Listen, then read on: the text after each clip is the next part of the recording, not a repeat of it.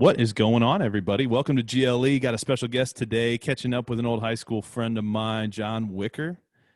He played some D1 basketball at Seton Hall University as an MBA in finance from the University of Delaware. He's a certified personal trainer, had quite a bit of success in corporate, and founder of Wicked Grit Fitness. Also a committed husband, father, and family man.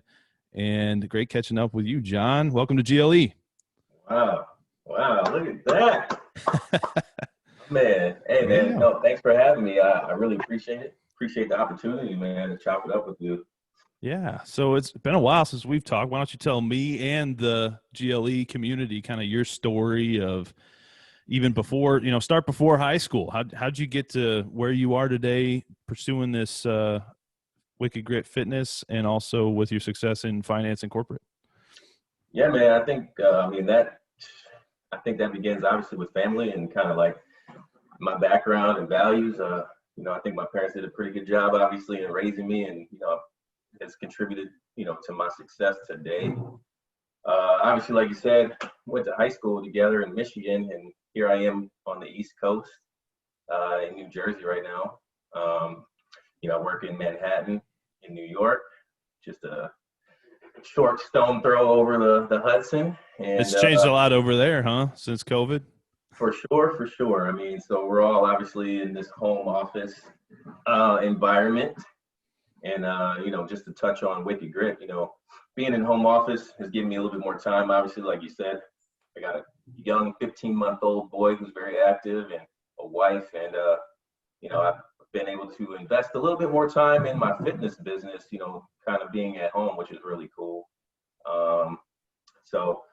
Just prioritize my day a little bit differently. And, I don't have to do the hour and a half commute that I had one way anymore. Yeah, so man. a little bit more time to, concentrate on this fitness stuff. That's awesome. I love to see people taking advantage of those extra hours. This GLE adventure started kind of in the same situation. And I was actually, that's one of the reasons we got reconnected was started putting out some content and saw that you had your content going as well. And so it's good to get reconnected. You never know who's watching, right? No, you don't. Honestly, that's the biggest thing I'm learning, and a huge takeaway, especially with social media. It's so funny, you know what I mean? Like, it's very, it's very fickle, but at the end of the day, you got to just keep putting out, what you believe in and like things that somebody, at the end of the day, somebody's really watching. So you never know who it is, and you're going to, touch somebody and help somebody out. So that's what it's all about. I love that, man. It's that question of, would you do it for one person? Would you do it for 10 people? Would you do it for 100? What's that cutoff point, right? And you never know who's going to watch. But on your website, you got this intro video I was watching the other day, and it talks about look good, feel good, and you say do good. I've always said play good, but that I love that phrase, and it's something that's always resonated with me. And I go back to my baseball days when you got the primpy little baseball guys putting on their wristbands all perfect, and their necklace, and you see them all pretty out there in the field. And there's something to that, right? And I've kind of carried that over to corporate a little bit, but you obviously with Wicked Grit kind of employ that philosophy on physical fitness. So talk a little bit about that mindset and how that's important to you. No, for sure. I mean, obviously everybody, aspires to look good and feel good. I think that's like putting on a fresh outfit. You know what I mean? Like when you put on a fresh outfit or that suit, like you feel, the power, you feel empowered, you know what I mean? And that's kind of what I like to create for my clients. People who come to me at the end of the day, I try to change their mindset. For me, it's mindset first. And then obviously we can talk about how we can change your physique later, you know what I mean? But if you change your mindset, then you're definitely going to be able to have like a greater chance at, changing your physique and actually having sustainable habits, going in the future. So yeah, you talked too about your time as a D1 ball player and kind of transitioning out of having that routine established for you. And I struggled. That's something I really struggled with coming from the collegiate athletics world and then getting to corporate and just kind of like letting it all go. So what do you recommend? And talk about your struggles there. Did you struggle with that? I mean, that's true. Like everyday life really can get in the way of like that routine. Like in high school and college sports, like you know, I think like I'm a huge guy on, I'm huge on discipline, like, and routine. Like I have at least 30 minutes of my day is the same every day. You know what I mean? As much as I have, like I said, I got the child and a wife and stuff. So obviously you can't be routine, 24 hours a day, but like at least part of my day, I do the same thing every day. And for me, that's like my morning routine. And I feel like if you get yourself a morning routine, that sets yourself up for the rest of the day to like achieve those goals that you set out to achieve. So that's kind of what I teach people in Wiki Grit. I think that fitness and life or even business are very synonymous with one another. So growing up with that sports background, it's very easy for me to translate those same disciplines in whether it be school or whether it be my corporate career. It's very easy, but a lot of people didn't grow up playing sports, so they need to learn these disciplines that we would have been kind of blessed with actually having. Yeah, and I love how you touched on mindset and the importance of creating mindset, because I think lots of people fail in their fitness journey because they have some weight goal, or they have some I want to get my waist down to this size Yeah, goal or whatever, and that can be done a lot of different ways, right? But it's not all sustainable, and it's not all going to put you in a place where you're going to be able to be consistent long term. And the mindset piece is so huge in any aspect, in business, in fitness, and corporate, yeah, whatever you're doing, you got to have that right mindset. definitely. And it's really your motivation, I think. Why are you doing what you're doing? Yeah, I mean, see, people get really caught up on that word motivation. Um, I don't know if I like it 100%. Like I'm still toying with it because, a lot of times that motivation runs out and then what? Like, so I'm more big on creating a habit, versus motivation. Like motivation starts you out right, but then after a while, like that dies down, you know what I mean? And then what do you have? So I do know what you mean. I know, like, Tony Robbins is always talking about like finding your whys, right? And real yeah, big on no, how many whys. And so is that what you think of when you think of motivation? to be honest with you, yeah. So like uh a lot of times that's what I get at. Like so when people like sign up with me, I ask them like why, like try to figure out really why they want to lose those 10 pounds, because oftentimes it's not just like aesthetics, it's like a greater reason. So it could be like, oh, so they could play with their kids, or maybe it could be health complications or something like that. So I think finding that why is absolutely correct. Yeah, for sure, for sure. So from a why perspective, do you see lots of people have like really shallow whys? Or are most of them, like, you just gave some good ones, I think, right? Some important ones.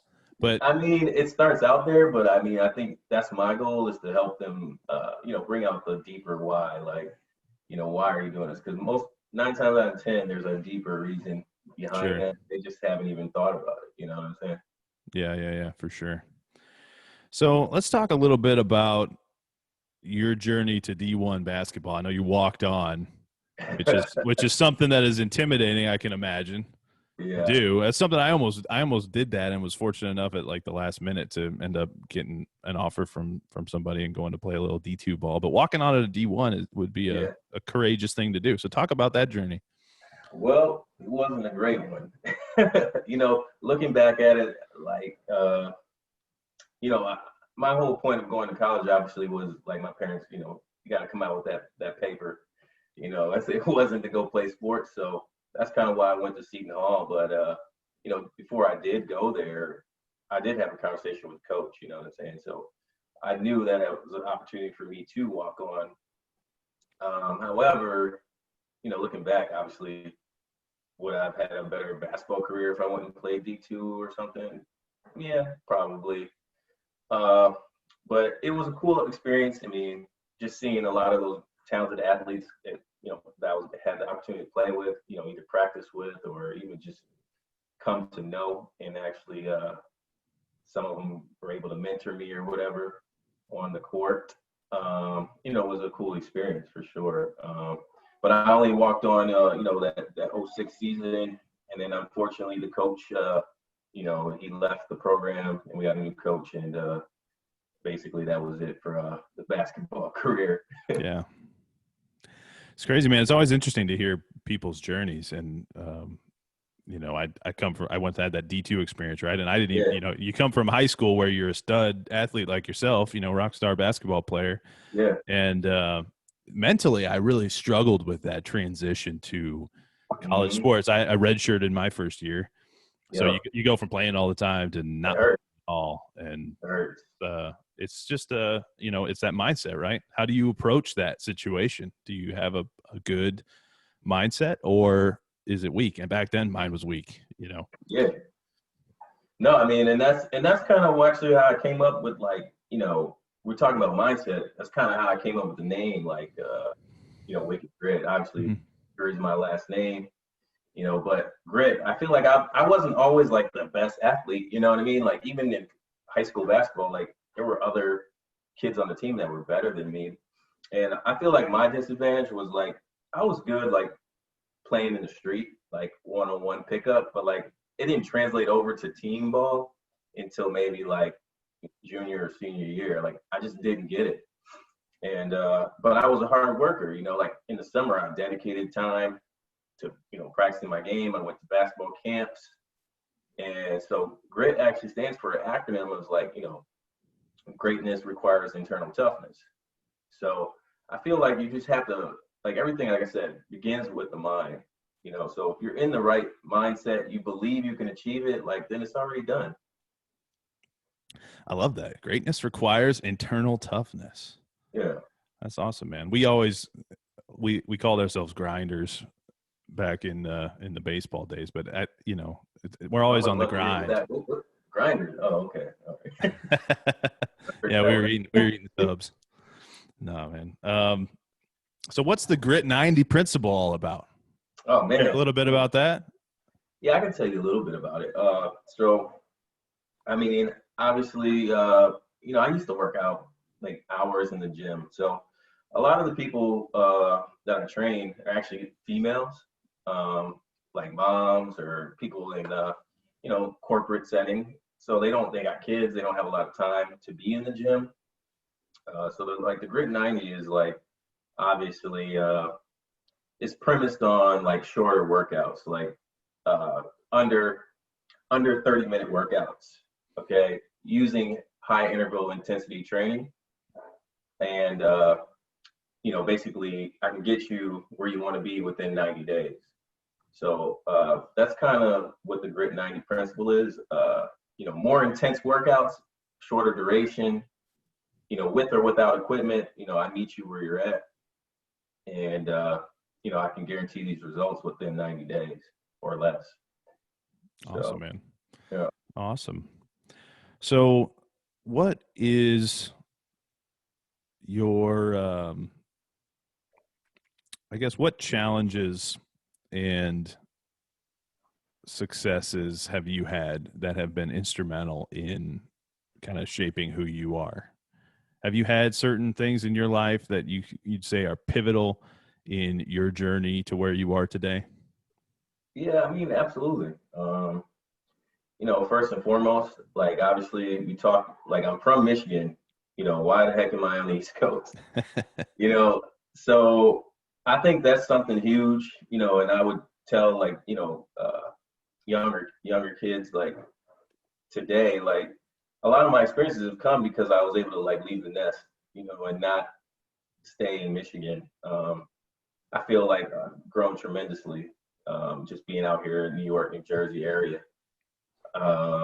Additionally, after I graduated, I had the opportunity to come back to Michigan, but I did not. I took a, career opportunity out here. I knew that there was more here, and I felt like that's paved the way for my career in finance today.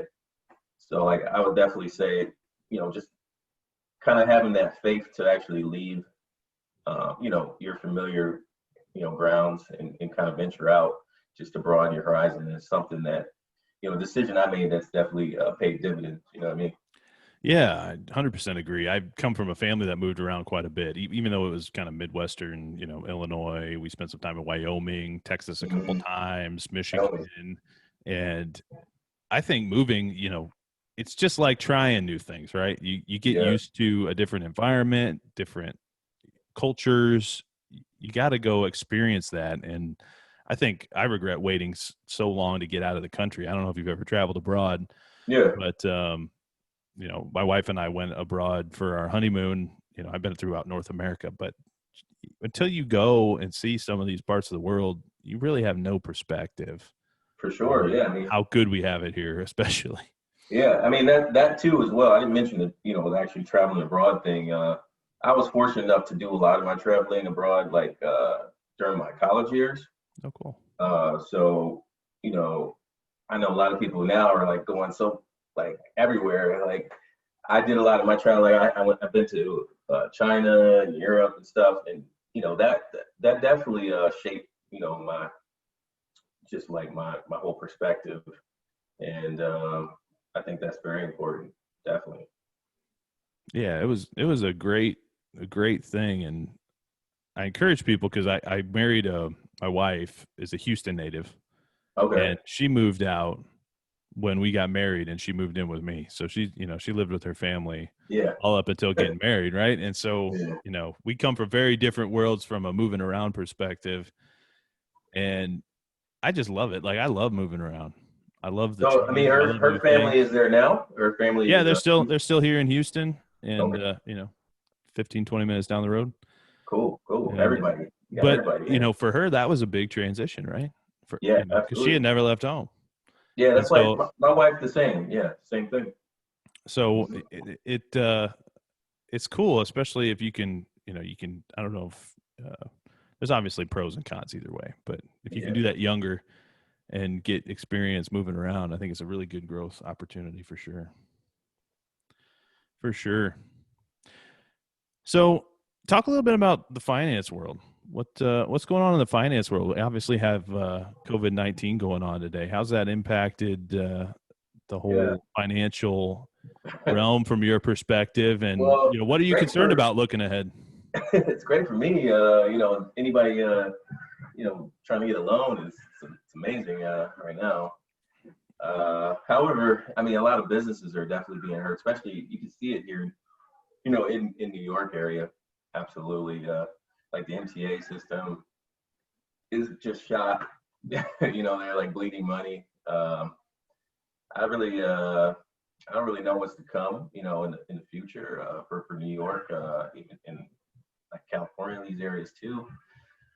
But I mean, in terms of my personal company situation, I think we're ahead of the time in terms of like digitalization. So we actually like I was able to work from home actually 2 days a week prior to COVID anyway, which is Wow. pretty cool. So I guess we're at the forefront in terms of like home office. We kind of had a very liberal policy there, and I think it's probably prepped us for what's happening now. Sure. So we're in terms of revenue, I think we're starting to come around. Um, yeah, things are going okay. But in terms of the building and the actual office space, I mean, I don't know. Yeah, I'm really curious to see what corporate or commercial real estate does. Yeah, I would love to. I can't wait to see what's going on with that. I don't know who's no. Yeah. It's gonna be hard to sell for sure. Yeah, we'll have to. I'm sure some creative people find something to do with all that real estate for sure. But yeah, a lot of people are leaving the state, to come to Jersey, and in terms of actual like, uh, residential. So there's definitely a spike in people buying homes here in Jersey and stuff. So Yeah. So you mentioned your family and how thankful you are to come from a good family that raised you right and yeah, had a good upbringing, and now you're a dad. And talk what has changed on John Wicker from being a uh, father. probably I'm like a whole new person, man. I mean, I would say some earlier nights. You know, definitely, not going out in the city here anymore. And it's good. I mean, I'm able to focus, like I said, like on my personal business in Wicked Grit. Obviously, trying to fit in family time and you know working from home is tough. It definitely has its challenges with the little guy screaming, about 90% of the day.